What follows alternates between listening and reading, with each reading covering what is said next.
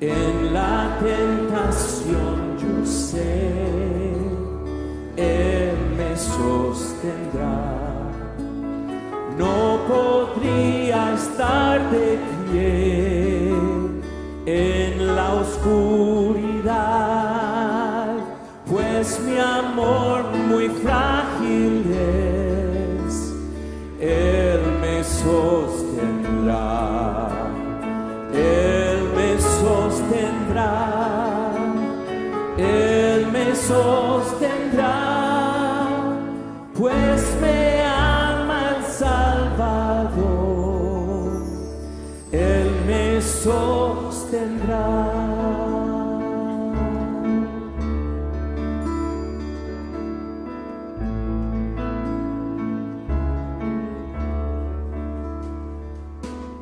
Él se goza en quien salvó, Él me sostendrá. Ante el precioso sol, Él me sostendrá. Sus promesas fieles son, mi alma guardará. Alto precio Él pagó, Él me sostendrá, Él me sostendrá, Él me sostendrá, pues me ama el Salvador, Él me sostendrá.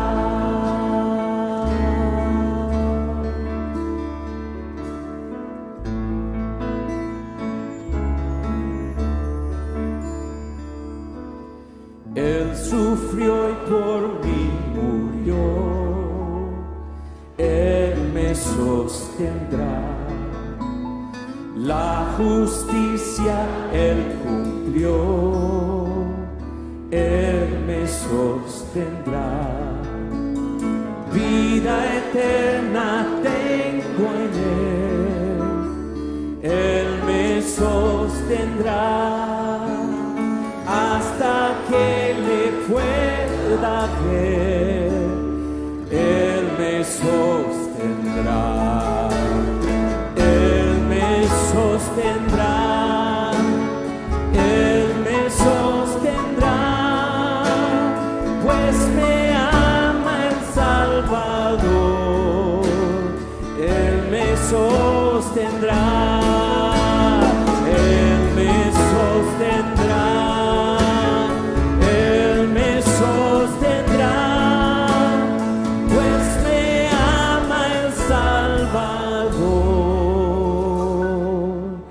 Él me sostendrá.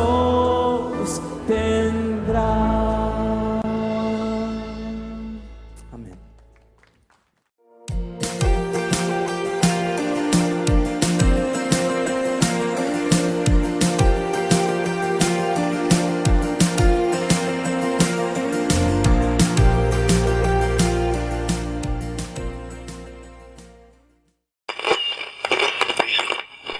Hermano, alto.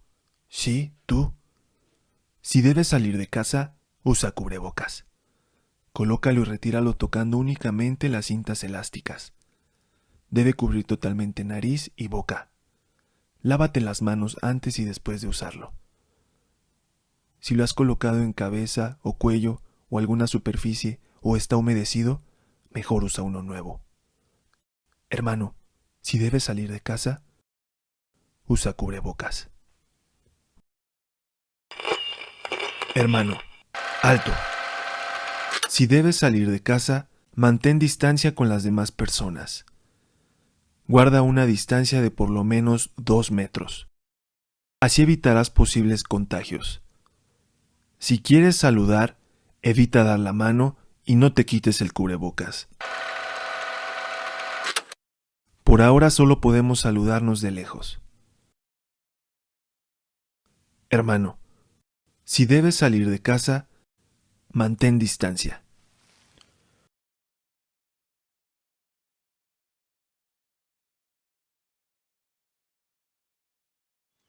Buenas noches, hermanos. Sean bienvenidos una vez más al servicio de esta noche. Le damos gracias a Dios porque una vez más podemos estar aquí juntos para escuchar su palabra. Y para comenzar vamos a hacer una oración, hermanos. Dios y Padre nuestro que estás en los cielos, santificado sea tu nombre, Señor. Gracias te damos, Padre, por tu misericordia, Dios, porque es nueva cada mañana, Señor. Gracias, Padre, porque hemos recibido de tu mano tantas cosas, Señor. Nos has bendecido grandemente, Señor, y te agradecemos, Dios, por estos momentos, Dios, que nos permites estar aquí como iglesia, Señor, como un solo cuerpo para alabarte, para agradecer por todo lo que has hecho en nuestras vidas, Señor. Te pido, Padre, que tú te agrades, Dios, de esta alabanza, Dios, que vamos a entregarte, Señor, que sea agradable delante de ti, Señor. Bendice a tu iglesia, Señor.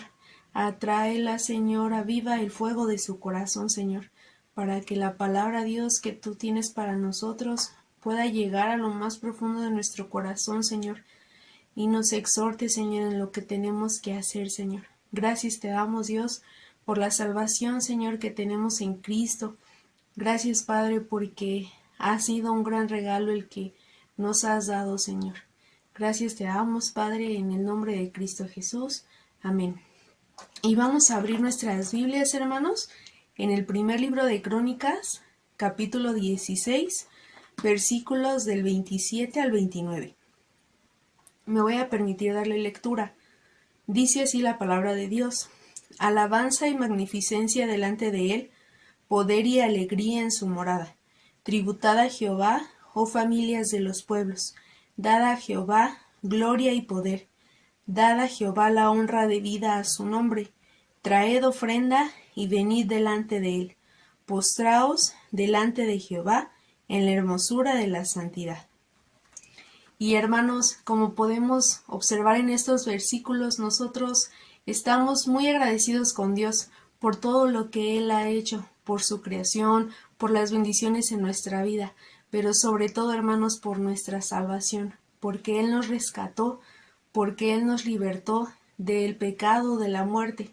Y vamos a entonar el siguiente himno, hermanos, en donde se reconoce que ni oro ni plata pudo comprar nuestra salvación, sino la sangre preciosa de nuestro Señor Jesucristo.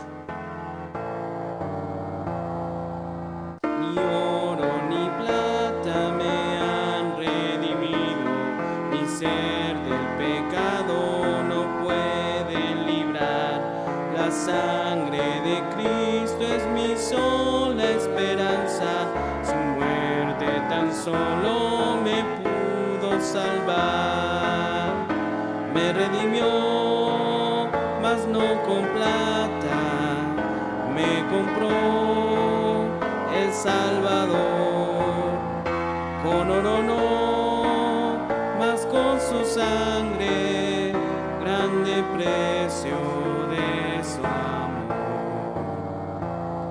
Ni oro ni plata me han redimido, la pena terrible no pueden quitar. La sangre de Cristo es mi sola esperanza, mi culpa su sangre la puede borrar. Me redimió, mas no con plata, me compró el Salvador. Con oro no, mas con su sangre, grande precio de su amor.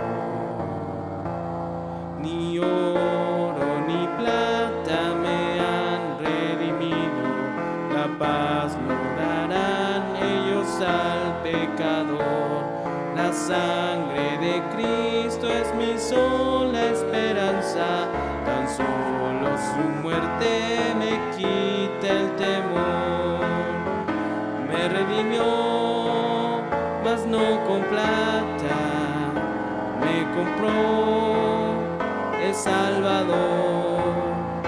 Con oro no, mas con su sangre, grande precio de su amor. Ni oro ni plata me han redimido, la entrada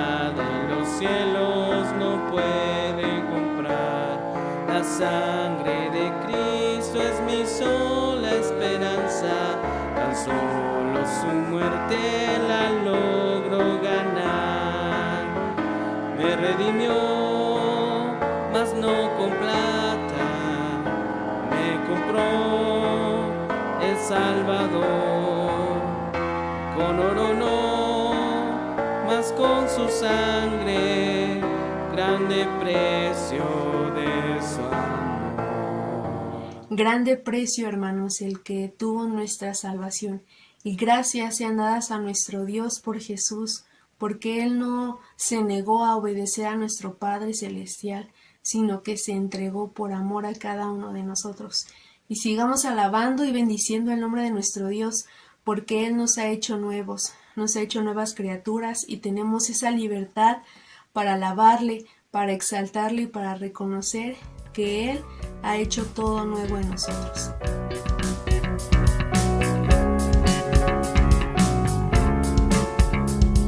Soy nueva criatura, lo declara la Escritura. Él me ha perdonado, con su sangre me ha lavado. Todos mis pecados por su sangre son borrados. Libre soy del pecado. Soy nueva criatura, lo declara la Escritura. Él me ha perdonado, con su sangre me ha lavado.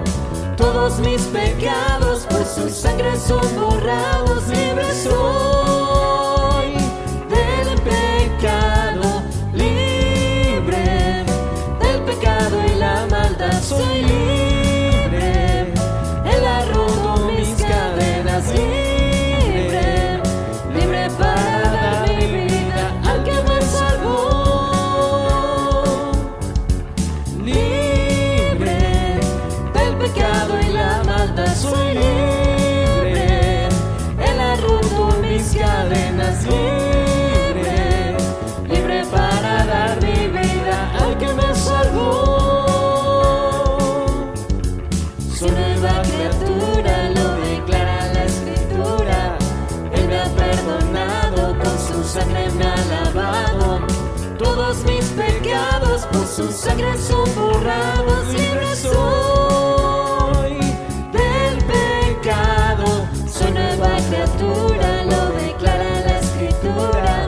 Él me ha perdonado, con su sangre me ha lavado. Todos mis pecados por su sangre son borrados. Libre soy del pecado, libre del pecado y la maldad. Soy libre, Él ha roto mis cadenas. Libre, libre para dar mi vida al que me salvó. Libre del pecado y la maldad. Soy libre, Él ha roto mis cadenas. Libre, libre para dar mi vida al que me salvó.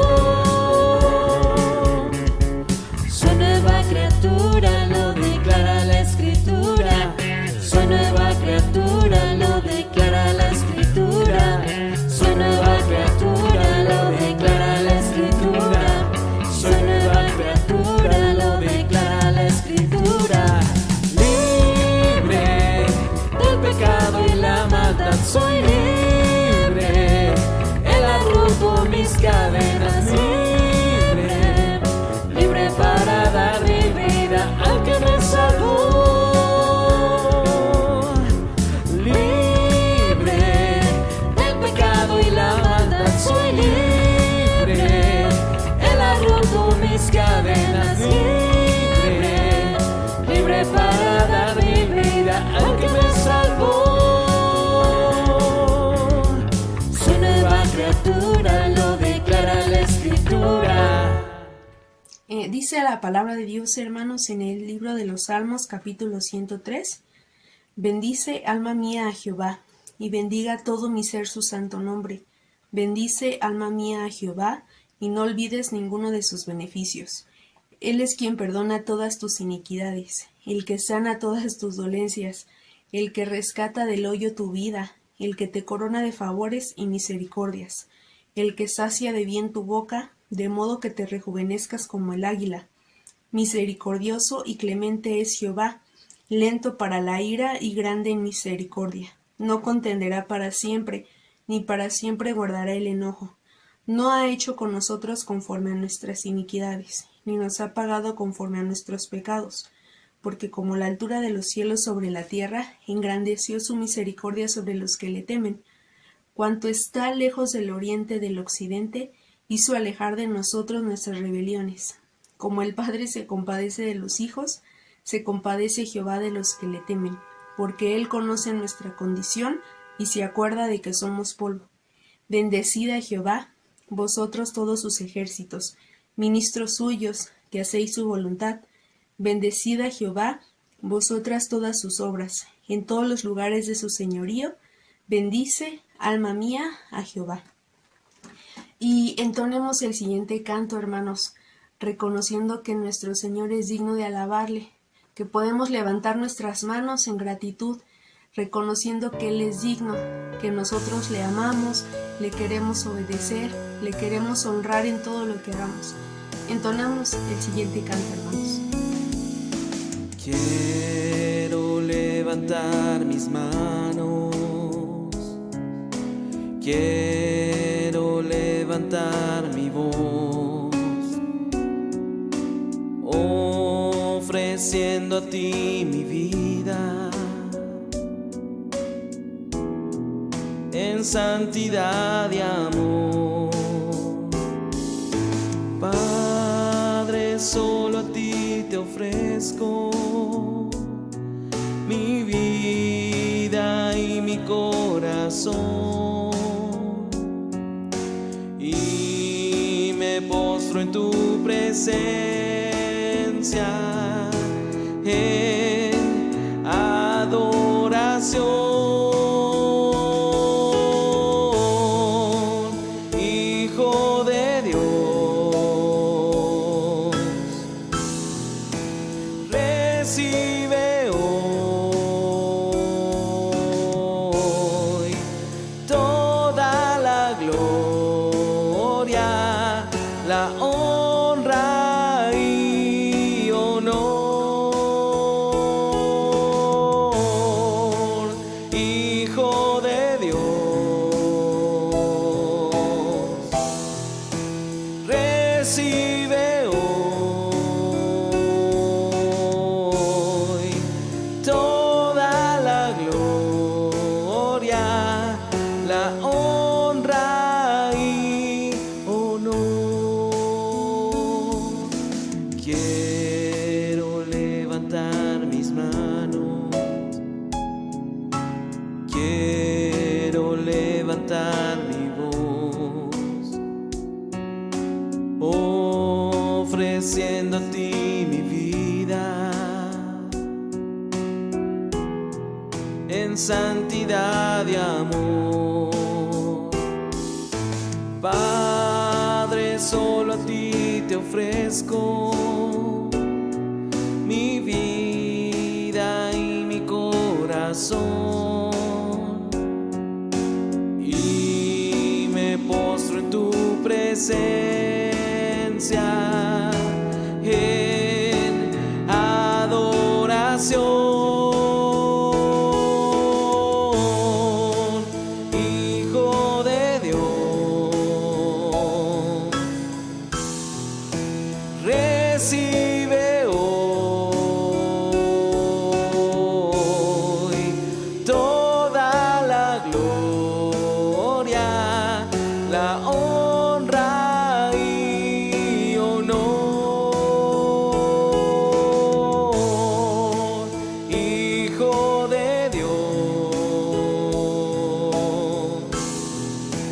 recibe hoy toda la gloria, la honra y honor. Toda la gloria, la honra y honor. Toda la gloria,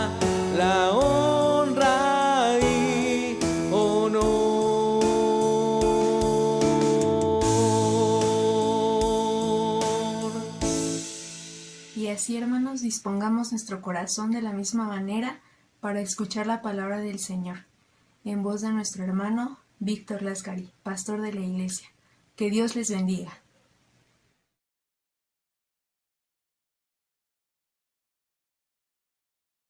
Muy buenas noches, hermanos. Dios les bendiga. Vamos a continuar el día de hoy con nuestro estudio de la epístola a los Romanos. En este caso, tratando la porción que se encuentra en el capítulo 5, desde los versículos 12 hasta el 21. Y aquí en nuestras Biblias tiene el título Adán y Cristo. Le hemos puesto también como título Dos reinos enfrentados. Y también podríamos hablar de dos creaciones, una vieja creación encabezada por Adán y una nueva creación encabezada por Cristo. La palabra nueva creación se usa frecuentemente en la Escritura, hablando de lo que ha venido como resultado de la obra de Cristo en los que creen. Es una nueva creación con Cristo a la cabeza. Esta porción, algunos la consideran una especie de cúspide, desde donde el apóstol Pablo mira hacia atrás lo que lleva escrito y mira hacia adelante lo que falta por escribir en la carta, y entonces se considera un punto crucial en el desarrollo de la carta de los Romanos. Sabemos que el tema se anuncia en el capítulo 1, en los versículos 16 y 17. El tema es el Evangelio de Dios. Dice que es el poder de Dios para salvación a todo aquel que cree. Y el mensaje central del Evangelio, que es una verdad, la verdad revelada principalmente en él, está en el versículo 17, porque en el Evangelio la justicia de Dios se revela por fe para fe. Inmediatamente después empieza a hablar de la condición del hombre, contra la cual la ira de Dios se revela, y esta condición se caracteriza por la impiedad y la injusticia y la resistencia o el querer ahogar la verdad de Dios. Sabemos que si este es el tema, la justicia de Dios revelada en el Evangelio, obviamente ya hemos visto que en el capítulo 3, desde el versículo 21 hasta el 26 principalmente, es donde la Escritura dice claramente, o el texto, ¿verdad?, de la carta, que aquí es donde se ha manifestado la justicia de Dios. Y como resultado de esta justicia realizada en la obra de Cristo en la cruz, a quien Dios puso como propiciación por nuestros pecados, viene la justificación. Se presentan los ejemplos de Abraham y de David, donde en el caso de David, por ejemplo, se hace una equivalencia entre el perdón de los pecados y la justicia, diciendo que la Biblia dice que habla de la bienaventuranza del hombre a quien Dios atribuye justicia sin obras, que fue lo mismo que se dice de Abraham, pero en el caso de David dice, bienaventurados aquellos cuyas iniquidades son perdonadas y cuyos pecados son cubiertos. Se introduce aquí también por primera vez el perdón, ¿verdad?, de los pecados, y como una equivalencia de la atribución de justicia por parte de Dios al hombre que cree como un don de la gracia. Después viene todo el estudio sobre la fe de Abraham y cómo al creer él, Dios se lo tomó como justicia.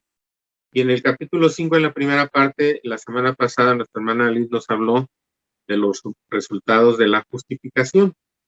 Ahora, este pasaje que vamos a considerar ahora empieza con una expresión que es como anunciando un resultado, una consecuencia lógica de todo lo que se ha venido diciendo antes. Dice, por tanto, y de momento cuesta un poquito de trabajo encontrar esa conexión que le hace anunciar esta porción a Pablo con esta palabra, ¿verdad? Por tanto. Sin embargo, aunque parece un tema completamente nuevo, digamos, no ha hablado para nada antes de Adán y que precisamente a través del entró el pecado en el mundo. Sin embargo, hay una conexión tanto con el contexto inmediatamente anterior, como que con el tema general de la carta. En los versículos 9 al 11 del capítulo 5, dice, pues mucho más, estando ya justificados en su sangre, por él seremos salvos de la ira.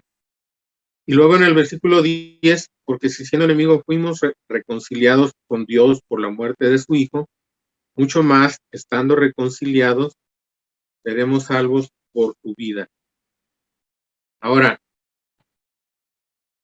esta parte final del versículo 10, que dice que seremos salvos por su vida, en realidad en el original, en el griego, no dice por su vida, sino dice en su vida, en la vida de Cristo. Seremos salvos en la vida de Cristo o en Cristo.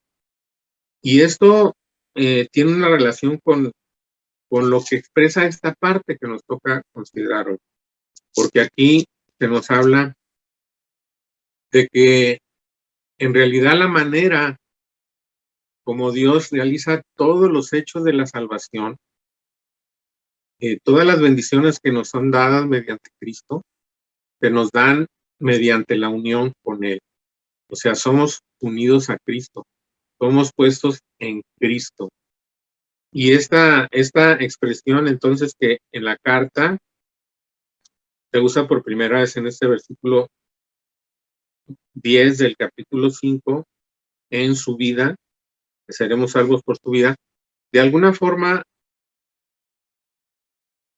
vemos que se señala el recorrido de una persona que es salva. La entrada en la salvación, que es por medio de la justificación, en los primeros 2 versículos del capítulo 5 dice, justificados pues por la fe, tenemos paz para con Dios por medio de nuestro Señor Jesucristo, por quien también tenemos entrada por la fe a esta gracia. Ese es el comienzo de la salvación, o de esa manera se describe el comienzo de la salvación. Ahora, hay un señalamiento hacia el fin de la salvación. Más adelante Pablo habla de la salvación como algo que no se realiza plenamente en esta vida, sino que tiene una esperanza para la eternidad, y es la redención del cuerpo. Y le llama también aquí en este capítulo 5 la esperanza de la gloria de Dios, y en el capítulo 8 dice que en esperanza hemos sido salvos. Aquí en el versículo 9 del capítulo 5 dice que seremos salvos de la ira. Ya ha hablado antes Pablo de un juicio, que la ira de Dios está sobre los hombres, que los hombres están bajo el juicio de Dios, que los hombres están bajo pecado, y que habrá un día de la manifestación de la ira de Dios. Viene un juicio. Y entonces, entonces se refiere aquí a la parte final de la salvación, donde el que ha puesto su fe en Cristo será librado de esa ira y no llegará a pasar por un juicio. Y en medio de estos dos puntos extremos del inicio y del final está a lo que se refiere el versículo 10, que si siendo enemigos fuimos reconciliados con Dios por la muerte de su Hijo, es decir, iniciamos una relación con Dios, y si también Él nos va a librar finalmente de la ira del juicio al final de nuestra vida, o al final de esta dispensación de la gracia, cuando el Señor venga y vengan los hechos finales, ¿verdad?, de la historia humana, seremos salvos. Pero entonces, en ese tiempo que está en medio de estos dos puntos, nosotros, dice, seremos salvos por su vida. Es la vida de Cristo, es que nosotros estamos en Cristo y que Cristo está en nosotros. La manera como Dios va a realizar todos estos hechos, el principio de nuestra vida cristiana, la entrada en esa gracia, al final ser salvos de la ira, tenemos la esperanza de disfrutar de la gloria de Dios, de participar de la gloria de Dios por toda la eternidad, pero tenemos nuestra vida aquí, en este mundo. Y en este mundo estamos en Cristo, Cristo está en nosotros y dice que somos salvos en su vida. Ahora, entonces, vamos a entrar en los detalles, ¿verdad?, de esto. Por tanto, entonces está conectado con esa expresión final del versículo 10 y también con el tema general que se anuncia en los versículos 16 y 17, porque dice que la justicia de Dios se revela por fe y para fe. Es decir, hay una entrada por la fe, pero luego se sigue todo el tiempo. Cuando uno ha sido salvo, se vive, se expresa aquí que es para fe y se refiere a la vida justa en este mundo, siendo salvos. Porque Dios no salva a las personas y se las lleva a su presencia. Dios las salva y las deja en este mundo y dice, el justo por la fe vivirá.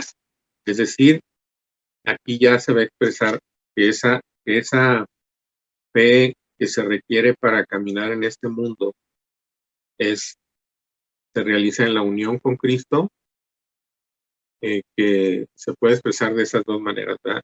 Nosotros en Cristo, Cristo en nosotros. Ahora, vemos cuál es la situación en este mundo. Todo eso que se ha descrito desde el versículo 18 del capítulo 1 hasta el versículo 20 del capítulo 3, donde se habla de el pecado reina, la injusticia, la inmundicia, la mente reprobada, la impiedad, y toda una serie de pecados que se describen ahí. ¿Por qué es que esta es la condición del mundo? Las personas que no creen en la palabra de Dios y que creen en la evolución, dicen que el hombre nunca ha sido perfecto, que está en evolución, que su origen es animal y se está desprendiendo poco a poco de esa parte baja de su esencia humana y está yendo a vivir por las partes más nobles de su naturaleza humana hasta que un día va a llegar a la perfección. Pero nosotros vemos que esto no es así y solamente pues hay que ver un noticiero para que nos demos cuenta de que esto no es así. En cambio, la palabra de Dios nos dice que el hombre viene de una condición en la que estaba hecho a la imagen de Dios, gozaba de una justicia personal por la forma en que fue creado y también por la relación constante con Dios, un estado de inocencia, sin conocer el pecado, pero nos habla de que hubo una caída. Ahora, esto por una parte nos tiene que, nos da una indicación muy clara de que nuestra fe no puede estar divorciada de los primeros capítulos de Génesis. Algunos cristianos dicen, no importa si tú crees que esos primeros 3 capítulos de Génesis, donde se habla que Dios creó todas las cosas y creó al hombre, y en qué estado lo crió y en qué estado vivía originalmente, y cómo es que cayó por la intervención de Satanás, por la tentación a Eva, y después porque Adán participó también de su pecado, no puede compaginarse con la evolución. Muchos científicos cristianos que manifiestan su fe y expresan su fe, algunos de ellos muy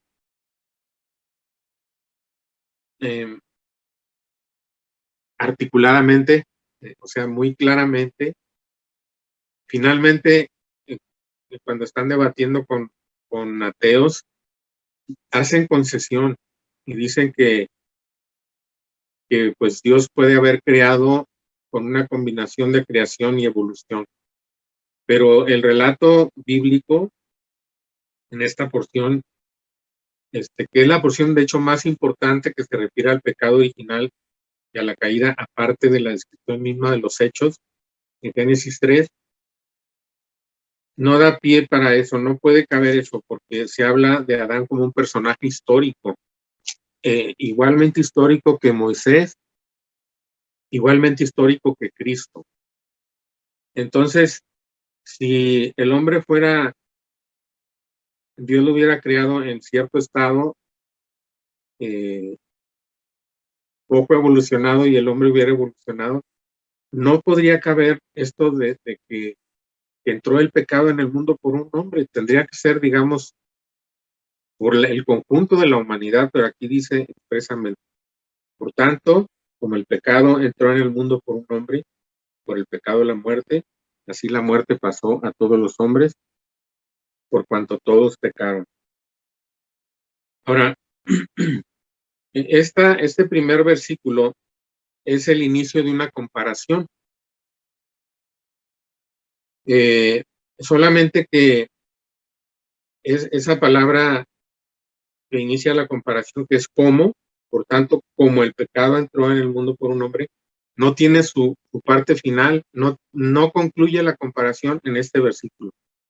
Es decir, debería haber dicho, por tanto, como el hombre pecó, como el pecado entró en el mundo por un hombre y por el pecado de la muerte, y así la muerte pasó a todos los hombres, de la misma manera, ya poner la parte final de la comparación, pero no se hace así. De hecho, desde los versículos 13 hasta el 17, existe un paréntesis que puede dividirse en dos partes, tomando toda la porción como un paréntesis, o como un paréntesis en el que tiene el versículo 13 y 14, y luego abre otro paréntesis en el versículo 15 al 17. Algunos lo toman así como que hay un paréntesis grande desde el 13 hasta el 17 y luego hay un subparéntesis, o sea, paréntesis dentro del paréntesis de los versículos 15 al 17, pero realmente no hay mucha diferencia como se considere. Pero lo que sí es que en el versículo 13 y 14 se abre lo que es una explicación del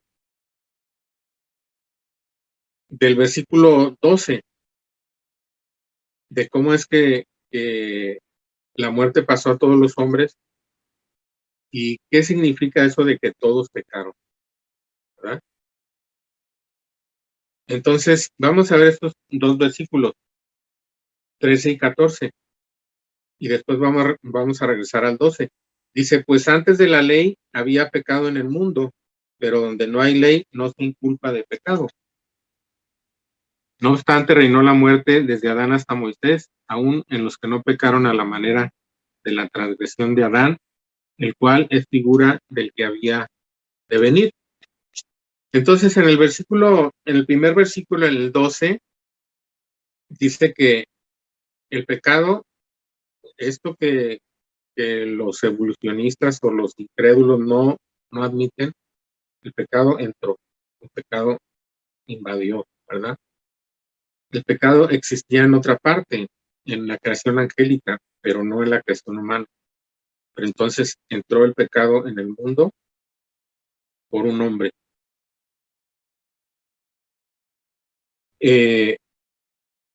Ahora, este hombre pecó de una manera especial o específica que la Biblia llama una transgresión. Una transgresión quiere decir cuando hay un mandamiento expresado claramente en palabras, ya sea habladas o escritas, y se recibe esa ley, ese mandamiento, esa prohibición, y se quebranta. Eso es una transgresión. ir en contra de una ley expresa. Ahora, ¿cuál era esa ley expresa que Adán tenía? Bueno, lo vemos ahí en el capítulo 2:17 de Génesis, donde Dios le dice: de todo árbol del huerto podrás comer, pero del árbol de la ciencia del bien y del mal no comerás, porque el día que de él comieres, ciertamente morirás. Entonces, Adán pecó como una transgresión. Ahora, por ese pecado entró la muerte. Pero en la última parte dice: así la muerte pasó a todos los hombres, por cuanto todos pecaron. Ahora, ¿qué significa eso de que todos los hombres pecaron? El versículo 13 lo explica, o empieza la explicación. Dice: pues antes de la ley, es decir, antes de Moisés, ¿verdad?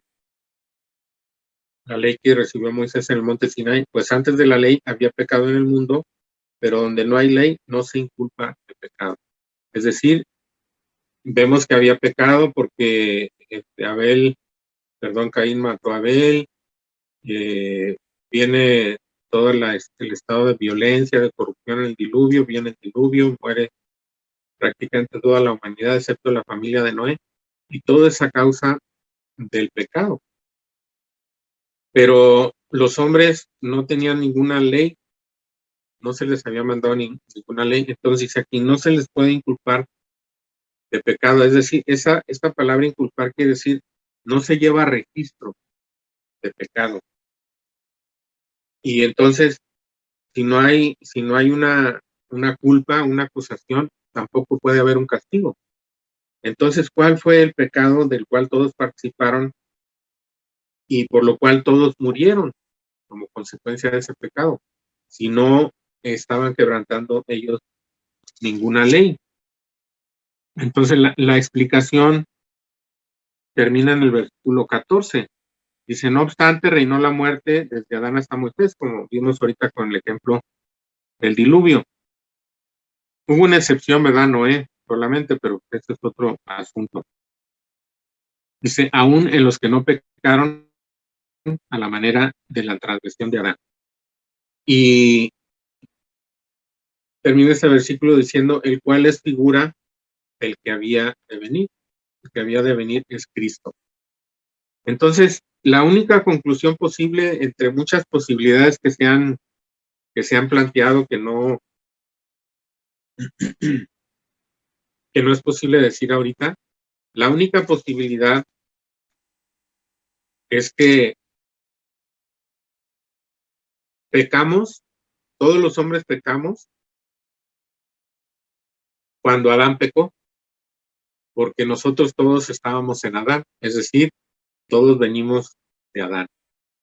Y al ser él, digamos, el único hombre del cual venían todos los demás, o vendríamos todos los demás, como Dios lo toma como una cabeza representativa nuestra, o le llaman como una cabeza federal, y nosotros todos pecamos en Adán. Por esa razón, aunque no se nos podría, no era porque los hombres todos hemos cometido pecado, sino que ya desde el momento que Adán pecó, todos nosotros, como más adelante explica, fuimos constituidos pecadores. A eso se le llama el pecado original. Es decir, como ese pecado se nos imputa, se nos carga en nuestra cuenta, aunque quien lo cometió fue Adán. Ahora, esto es muy importante porque se dice de Adán que él es una figura de Cristo. Y esto es lo que es el tema, digamos, de este pasaje. Son dos reinos enfrentados, dos creaciones, y o estamos en la vieja creación, estamos en Adán, o estamos en la nueva creación, estamos en Cristo. La Biblia no solamente en este lugar habla de esto, o con esta sola figura, ¿verdad?, de una cabeza representativa. En Colosenses, por ejemplo, se dice que hemos sido trasladados del reino de las tinieblas, de la potestad, porque potestad es un dominio, un reino, dice, al reino de su amado, de nuestro Señor Jesucristo. Entonces, ese es el punto importante que primeramente se establece aquí, ¿verdad? Que ese hecho que ocurrió, que nos ocurrió a nosotros todos, que pertenecemos a la raza adámica, estamos bajo la sombra, estamos en un reino que se estableció en el momento del primer pecado, un reino donde domina la muerte, y la muerte pasa a todos los hombres, y dice que la muerte reina. No hay escapatoria, es algo que se extiende. Los adolescentes hace poquito hicieron un video donde está Adán y Eva en el paraíso, viene el pecado, inmediatamente cae, se oscurece toda la escena, ¿verdad? Todo se llena de tinieblas. Nosotros podemos ver los paisajes, más hermosos en el mundo, pero este mundo está en tinieblas, este mundo está bajo el maligno, este mundo está bajo condenación, este mundo está bajo el reino del pecado y de la muerte. Y eso empezó con el pecado de Adán, y de eso todos los descendientes de Adán participamos. Ahora, se va a empezar a hablar en el versículo 15 de que esta unión de tinieblas, de condenación, de muerte, ha venido a ser transformada por nuestro Señor Jesucristo. Había un solo reino, pero ahora con la obra de nuestro Señor Jesucristo, dice que viene algo que contrarresta esto. Por eso se habla de dos reinos enfrentados. Dice, pero el don no fue como la transgresión, porque si por la transgresión de aquel uno murieron los muchos, abundaron mucho más para los muchos la gracia y el don de Dios por la gracia de un hombre, Jesucristo. Y con el don no sucede como en el caso de aquel uno que pecó, porque ciertamente el juicio vino a causa de un solo pecado para condenación, pero el don vino a causa de muchas transgresiones para justificación. Pues si por la transgresión de uno solo reinó la muerte, mucho más reinarán en vida por uno solo, Jesucristo, los que reciben la abundancia de la gracia y del don de la justicia. Entonces, en estos 3 versículos se introduce lo que anuncia el final del versículo 14. Está hablando de Adán, pero dice que Adán es figura del que había de venir. Y ese que vino es nuestro Señor Jesucristo. Y entonces, así como hubo una consecuencia de muerte por un pecado, ahora hay un don. Es un regalo de la gracia de Dios por medio de Cristo. Y dice que esto es mucho más, ¿verdad? Y por la transgresión de aquel uno murieron los muchos y se abundaron mucho más. Esto ya se ha venido anunciando desde el versículo, es el mismo capítulo 5, ¿verdad? De Romanos, pero la primera parte, donde también usa esas expresiones. Dice, pues mucho más estando ya justificados en su sangre, seremos salvos de la ira. Y luego dice, mucho más estando reconciliados, seremos salvos en su vida. Entonces, ese mucho más, tenemos que entenderlo de una manera, o digamos, podríamos entenderlo de una manera equivocada, como un universalismo de la salvación, o sea, como que todos los hombres serán salvos, porque está diciendo primero que la muerte pasó a todos los hombres por el pecado de Adán. Entonces acá dice que por la tradición de aquel uno murieron los muchos, pero esos muchos fueron todos. O sea, todos los hombres hemos estado sujetos a la muerte a causa del pecado de Adán. Entonces, ¿cómo se puede entender que el don, que por el don, dice, abundaron mucho más para los muchos la gracia y el don de Dios por la gracia de un hombre? Y bueno, esto tiene que entenderse no en términos numéricos, porque más adelante dice que esto no se extiende a todo. Dice que mucho más reinarán en vida por uno solo, que es Jesucristo, los que reciben la abundancia de la gracia, el don de la justicia. Entonces, por la obra de Jesucristo ha estado disponible el don de la justicia, dado como un regalo de la gracia. Pero hay el requisito de creer. O sea, el Evangelio es poder de Dios para salvación a todo aquel que cree.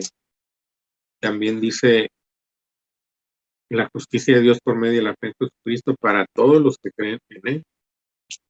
O sea, no se extiende automáticamente a todos los hombres. Entonces, ¿cómo se debe entender que abundaron mucho más la gracia?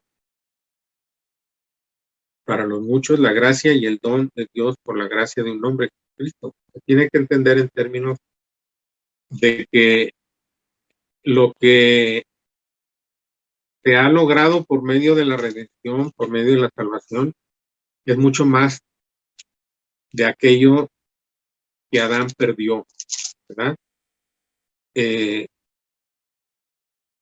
A veces se dice que somos restaurados a la posición original que tenía Adán, pero no, en realidad la salvación es algo que va mucho más allá de lo que era Adán. Y este pasaje precisamente quiere hablarnos de eso, quiere hablarnos de la seguridad que tenemos de participar en la gloria de Dios, algo de lo que no participó Adán, y además de la seguridad de esa superioridad de la bendición, pero de la seguridad de esa bendición.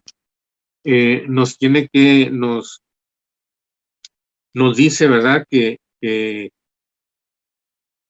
hay una absoluta certeza del carácter definitivo de nuestra salvación. Adán estuvo en riesgo, tenía la posibilidad de caer, y esa posibilidad se realizó. Estaba en una situación de mucho privilegio, pero la perdió. Pero Dios quiere enseñarnos en este pasaje que hemos sido unidos a Cristo, que como estábamos unidos a Adán con todas las consecuencias que trajo su transgresión, ahora estamos unidos a Cristo con todas las consecuencias, todas las bendiciones que trajo su obra en la cruz. Y eso implica la seguridad eterna de una bendición incomparablemente superior a la que tenía Adán. Yo quisiera en este punto hablar de lo que dice Hebreos capítulo 1. Dice: Dios, habiendo hablado muchas veces y de muchas maneras en otro tiempo a los padres por los profetas, en estos postreros días nos ha hablado por el Hijo. Y aquí por el Hijo en realidad dice, nos ha hablado en Hijo. Es decir, Cristo vino a dar el mensaje de Dios, pero Él mismo es el mensaje de Dios. Y lo que ha pasado con nosotros en la salvación, de ser arrancados del reino de las tinieblas en el que estábamos, de que estábamos en Adán y ahora estamos en Cristo, es incomparable lo que fue Adán aún en su estado original y de lo que es Cristo. Porque dice aquí, en estos postreros días nos ha hablado en Hijo. a quien constituyó heredero de todo y por quien asimismo hizo el universo, el cual siendo el resplandor de su gloria y la imagen misma de su sustancia, y quien sustenta todas las cosas con la palabra de su poder, habiendo efectuado la purificación de nuestros pecados por medio de sí mismo, se sentó a la diestra de la majestad en las alturas, hecho tanto superior a los ángeles, cuanto heredó más excelente nombre que ellos. Más adelante aquí mismo en Hebreos se cita el Salmo 8, donde dice que el hombre fue hecho un poco menor que los ángeles, pero aquí se dice que nuestro Señor Jesucristo es infinitamente superior. Él es el Hijo Eterno de Dios, Él es Dios. Por eso es tan maravilloso entender cómo ese sufrimiento de Cristo fue el sufrimiento de Dios. Ahí en Marcos capítulo 14, versículos 33 y 34, que nos dice que, hablando de Getsemaní, del tiempo que Jesús estuvo ahí en Getsemaní, y dice que él empezó de pronto a angustiarse. Y me gusta una versión donde dice que él estaba perplejo. Y es en el capítulo 14 de Marcos, versículo 33 y 34. Dice, y toma consigo a Pedro, Jacobo y Juan. Entonces comenzó a sentir espanto y angustia grande. Y les dice, mi alma está rodeada de una tristeza mortal. Entonces ahí esas palabras, espanto, dice que expresa una intensa emoción, mezcla de asombro y horror. A pesar de que Jesús tenía un profundo conocimiento de su obra y muchas veces con gran realismo había expresado lo que le había de acontecer, no obstante, todo el horrendo significado de la muerte de cruz cayó sobre su alma en aquella hora, como una súbita revelación que produjo el asombro y la subsecuente angustia y tristeza.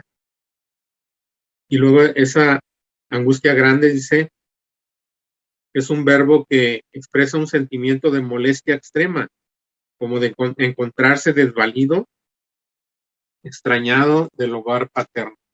Entonces, esa valoración que hace aquí el apóstol Pablo en esta porción, donde dice que mucho más se refiere al carácter, a la diferencia de lo que era Adán y de lo que es Cristo. Aquel que es el resplandor mismo de la gloria de Dios y la imagen misma de su sustancia, quien sustenta todas las cosas con el poder de su palabra. Y esa palabra que sustenta el universo, no solamente hace eso todos los días, todos los segundos de la existencia del universo, también nos habla a nosotros personalmente. Hemos entrado en una relación con Él, hemos sido unidos a Él, pero hemos sido unidos a Él a través de su muerte, y su muerte de ese Dios todopoderoso, de ese Dios magnífico, de ese Dios glorioso en esta angustia. Y aquí solamente es un sufrimiento por anticipación, pero que después vendría ese sufrimiento en la cruz. Entonces, no se refiere a la cantidad, decir mucho más, sino tanto al valor de la salvación, de la forma como se consiguió y lo que se consiguió. Entonces, sigue diciendo, y con el don, versículo 16 de Romanos 5, como el don no sucede como en el caso de aquel uno que pecó, porque ciertamente el juicio vino a causa de un solo pecado para condenación, pero el don vino a causa de muchas transgresiones para justificación. Y muchas transgresiones quiere decir aquello que dice Isaías, ¿verdad? Mas Jehová cargó en él el pecado de todos nosotros, todos nuestros pecados, todos mis pecados, todos tus pecados fueron llevados por Jesucristo en la cruz. De manera que si por la transgresión de uno solo reinó la muerte, mucho más reinarán en vida por uno solo, Jesucristo, los que reciben la abundancia de la gracia y del don de la justicia. Reinar en vida. Quiere decir, hermanos, no solamente lo que dice al final de aquí para vida eterna, aquí en esta vida, hermano, la gracia reina. Hay una abundancia de la gracia y del don de la justicia que viene por medio de Cristo. Así que por eso dice aquí mucho más, mucho más. No debe entenderse como un universalismo.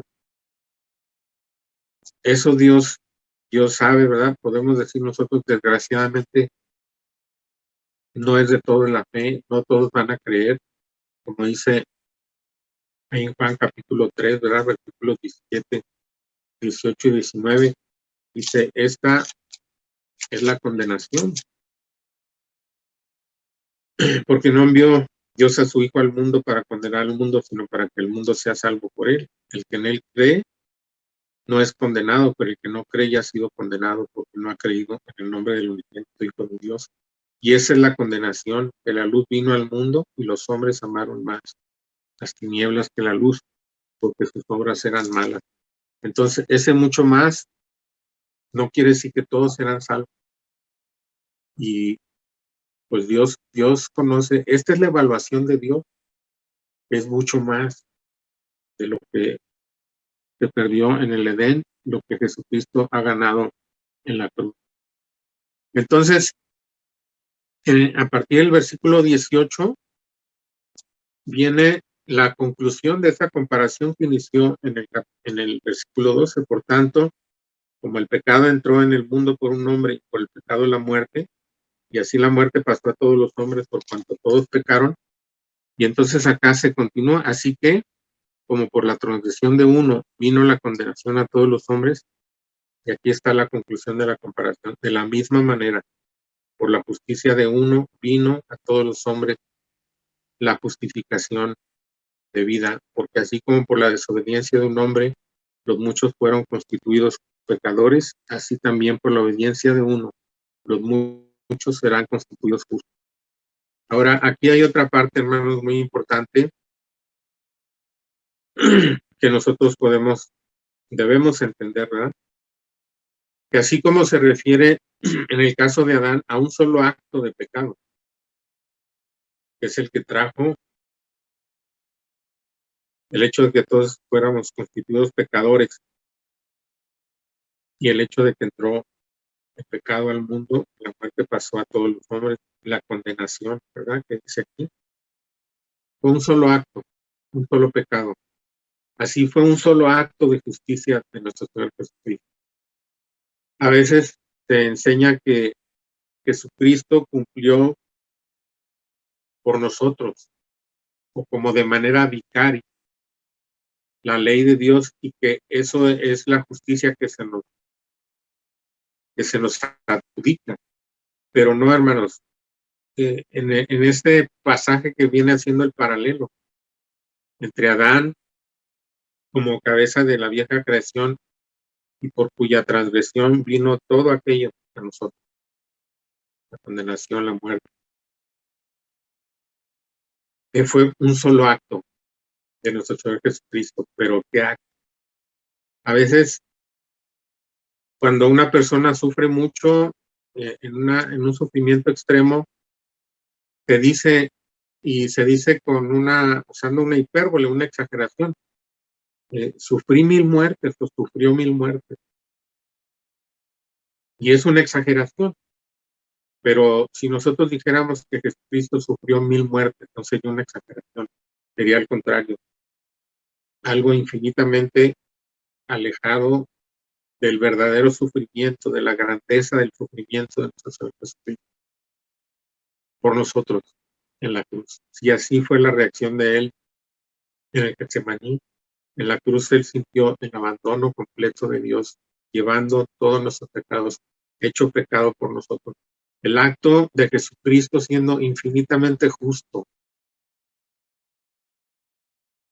Y eso es decir, porque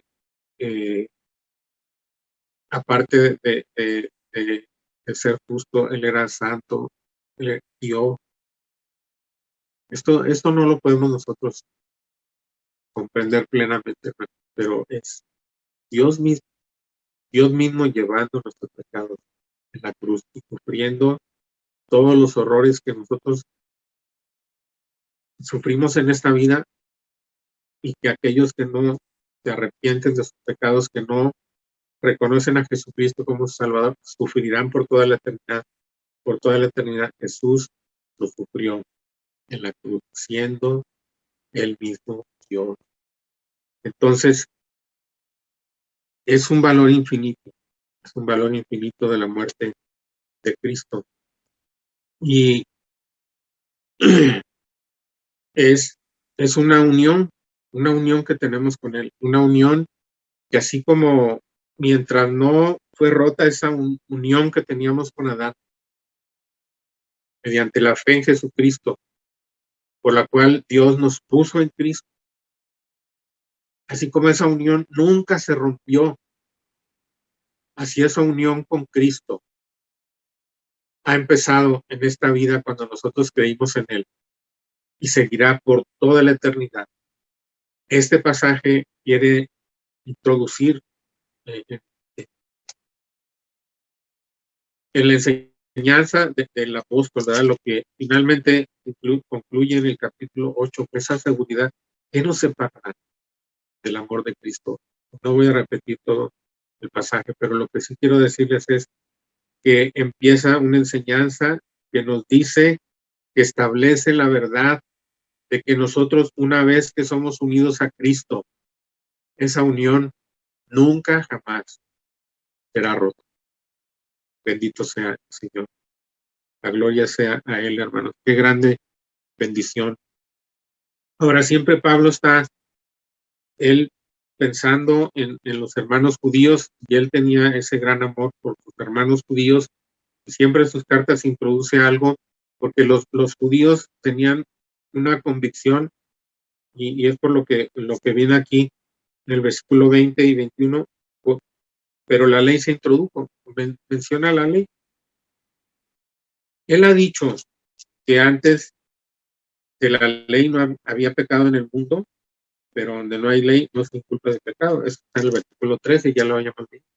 Pero para los judíos estaban tan acostumbrados a que la ley había existido todo el tiempo, y eso no era cierto, porque hubo miles de años antes de Moisés en que no había ley, no existía la ley de Moisés, y había pecado aparte de la ley. Pablo, entonces, para evitar ese argumento que siempre surgía, que más adelante se va a tratar también más extensamente en esta carta, hermanos, pero habla anticipándose al argumento de los judíos. Bueno, ¿y la ley qué? ¿La estamos haciendo a un lado? No, Pablo habla aquí del propósito de la ley. Como ya lo ha dicho en el versículo 20 del capítulo 3, por medio de la ley es el conocimiento del pecado. Pero la ley se introdujo para que el pecado abundase. Y aquí está, hermanos. ¿Qué es más fuerte? El pecado, la muerte, la condenación, ese reino, esa vieja creación, esa primera creación. ¿Qué es más fuerte? ¿O es más fuerte la nueva creación? ¿O es más fuerte la gracia? Y aquí dice, la ley se introdujo para que el pecado abundase, mas cuando el pecado abundó, sobreabundó la gracia. La gracia, hermanos de Dios, supera el poder del pecado, supera las tinieblas, supera la condenación, supera la muerte, para que así como el pecado reinó para muerte, así también la gracia reine para justicia, reine por la justicia, para vida eterna, mediante Cristo, Señor nuestro. Y aquí en este último versículo es algo que nos asegura la estabilidad, la permanencia de la gracia, porque la gracia reina, pero reina por la justicia. Parece una contradicción decirlo, pero la justicia que la gracia que Dios manifiesta hacia nosotros está perfectamente basada en su justicia. Ahí en el Salmo 119 Versículo 160 dice,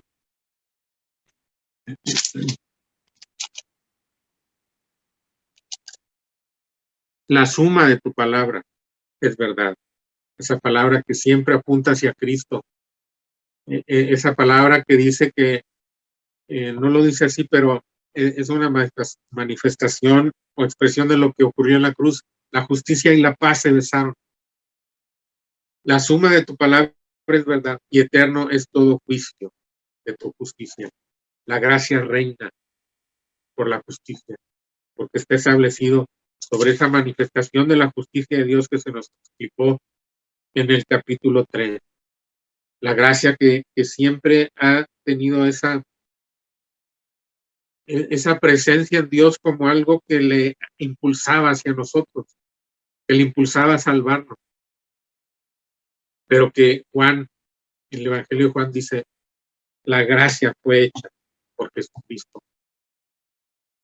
La ley por medio de Moisés fue dada, pero la gracia fue hecha por Cristo. La verdad y la gracia y la verdad fueron hechas por Cristo. Es una gracia verdadera, es una gracia justa, es una gracia basada en la justicia de Dios y es una gracia que reina por la eternidad para todos aquellos que creen en Cristo. Y estamos en Cristo, estamos en la nueva creación y de ahí no seremos arrancados. Bendito sea el nombre del Señor. Yo quiero terminar solamente leyendo este versículo de 1 Corintios 1:30. Mas por él estáis vosotros en Cristo Jesús,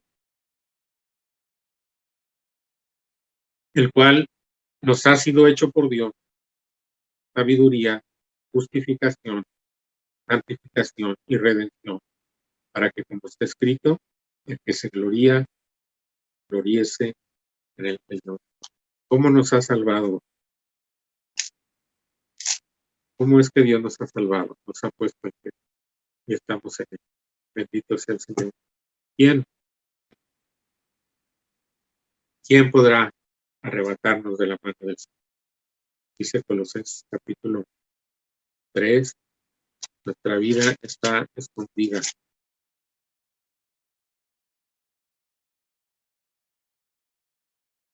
Porque habéis muerto y vuestra vida está escondida con Cristo. Bendito sea el Señor. Demos gracias, hermano. Bendito Dios y Padre, te damos gracias en esta noche, Señor, por esta porción de tu palabra que nos habla de cómo hemos sido trasladados de estar en Adán y hemos sido puestos en Cristo, Señor, donde estamos seguros por toda la eternidad. Permite, Señor, que podamos entender esta gracia que reina por la justicia. Y así como dice acerca de la fe, que es por fe y para fe, Señor, somos salvos por la justicia, pero también para justicia. Que nosotros entendamos esto, que vivamos en este mundo, como dice tu palabra, sobria, justa y piadosamente, como la gracia nos enseña. Porque la gracia de Dios se manifestó para salvación a todos los hombres, enseñándonos que renunciando a la impiedad y a los deseos mundanos, vivamos en este ciclo, sobria, justa y piadosamente, para gloria tuya. Gracias en el nombre de Jesús. Dios les bendiga, hermanos.